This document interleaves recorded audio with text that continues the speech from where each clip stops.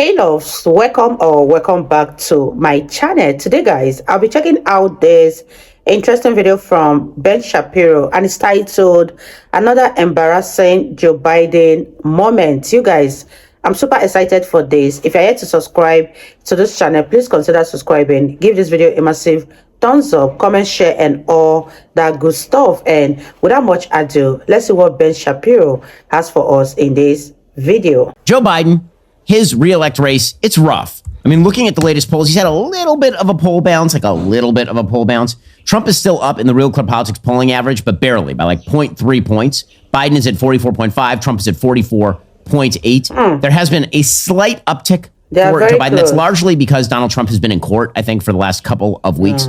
In the last 5 polls, Trump is leading in 3, and Biden is leading in 2. With that said, when you look at the state polling data, Trump is still up in every swing state with the exception of Pennsylvania, and that's within the margin of error. The state that's really bad for Joe Biden right now is Michigan. He's down by 3 in Michigan, according to the current polling data, and he's also down by almost 5 in Nevada. There is a Bloomberg Morning Consult poll, the first in a while, that shows Biden up in Michigan by a couple of points, but that is contradicted by a more recent Fox News poll that shows Trump up 3 and an MRG poll that shows Trump up 6. So in other words, Joe Biden is in real trouble in this re-elect race. And so he has to focus in on the idea that Donald Trump is a tyrant. There's only one problem. The actual tyrant who is currently using tyrannical executive power to completely reshape the country is Joe Biden. And he's doing so while not being a sentient human. So he had a very embarrassing teleprompter moment. And this is not the first time he's done this. He reads the stage directions out loud. Now, I will admit that when you read from a teleprompter, which I've done in speeches before, sometimes you have to take a moment to realize they'll suddenly randomly stack a stage direction in the middle of the text. So if you actually are just sort of autopiloting it, you could do this. But this one is pretty bad. Like anyone who has an ounce of neuron function here should have not done this. Here was Joe Biden yesterday. 4 more years. Pause. 4 more years. 4 more years. He's literally asking for them to just chant 4 more years, and he pauses for a long time before he says pause.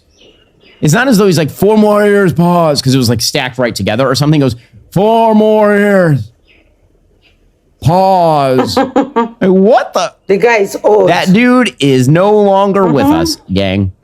I mean, first of all, his face is turning into a turnip. But beyond that, like, what is even going on in that brain? The answer is not much. But that's not stopping him from using vast executive powers. You guys, Ben Shapiro is so funny with this analysis, and Joe Biden is super old. Joe Biden needs to retire and go babysit his grand or great-grandchildren. Because at this point, I don't even know if Joe Biden knows that he is the president of America, because no president should be allowed to give a speech in such a manner. Let me know what you guys think about this in the comment section down below. Would you be voting for Joe Biden to remain the president of America for the next 4 years, or you rather vote for Trump? Leave your thoughts in the comment section down below, and let's continue watching, you guys. So over the course of the last week, last Friday, the Biden administration issued new rules cementing protections for LGBTQ plus minus divided by students under federal law, and reversing a number of Trump-era policies dictating how schools should respond to cases of alleged sexual misconduct in K-12 schools and college campuses. This is according to the New York Times. The new rule, which will take effect August 1st, effectively broadened the scope of Title IX. They extend the law's reach to prohibit discrimination and harassment based on gender identity.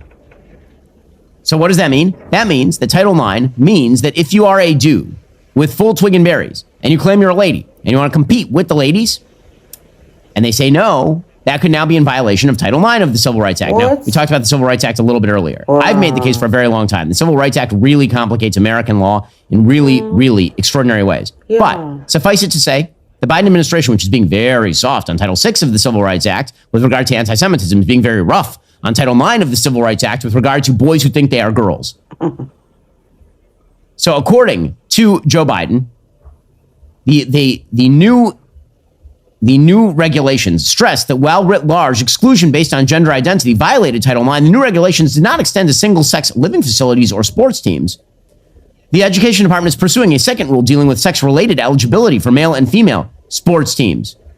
But get ready for it, gang. They're going to go all the way because they have a feeling they need the radical left supporting them. Wow. Not only that, they are changing all of the Title IX restrictions that have been changed by the Trump administration to protect students who are accused, for example, of sexual harassment on campus. So there were all these kangaroo courts that existed on college campuses where boys who were accused of sexual assault or harassment on campus were not allowed to confront their accusers. There was no court-like actual witness testimony. Instead, it was basically if a girl accuses, the boy gets suspended or expelled. And now Joe Biden is walking all of that back. The Obama administration had directed schools to ramp up investigations into sexual assault complaints under the threat of losing federal funding. And that ended with a bunch of lawsuits against schools, which had gone too far. And so the Trump administration walked that back.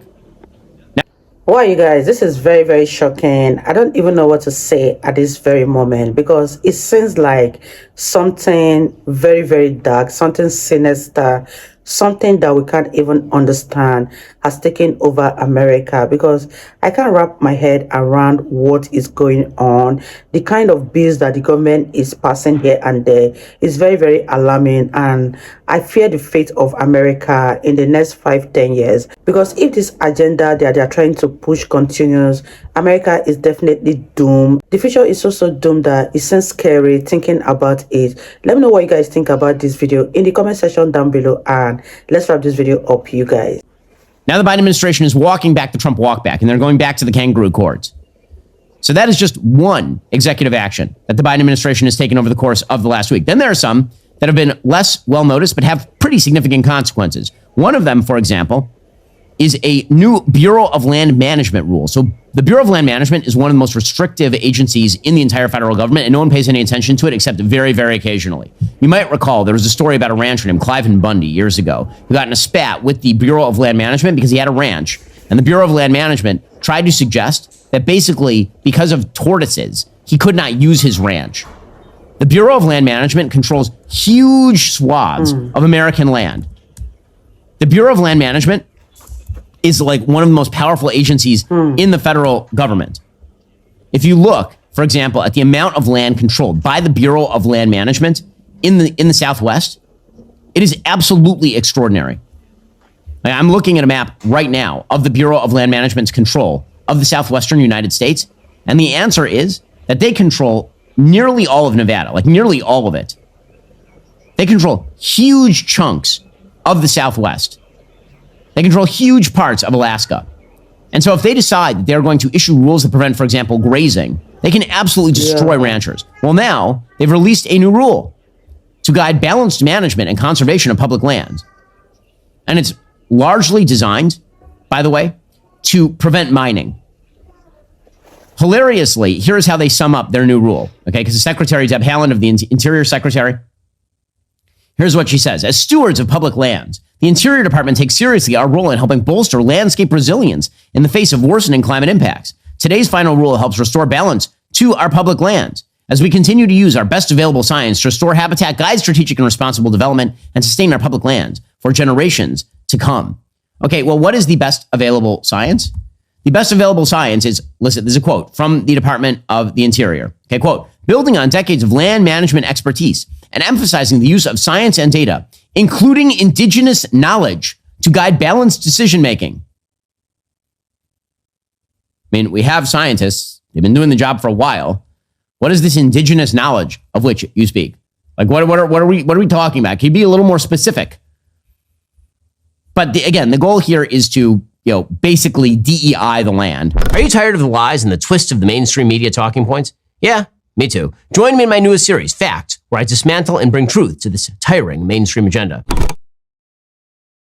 Wow, you guys, that was such an interesting video from Ben Shapiro, and I really enjoyed every minute of this video. And what do you think about these laws that the Democrats are passing here and there, especially the one that is going to be effective by August 1st? Leave your thoughts in the comment section down below, and I'll see you all in my next video.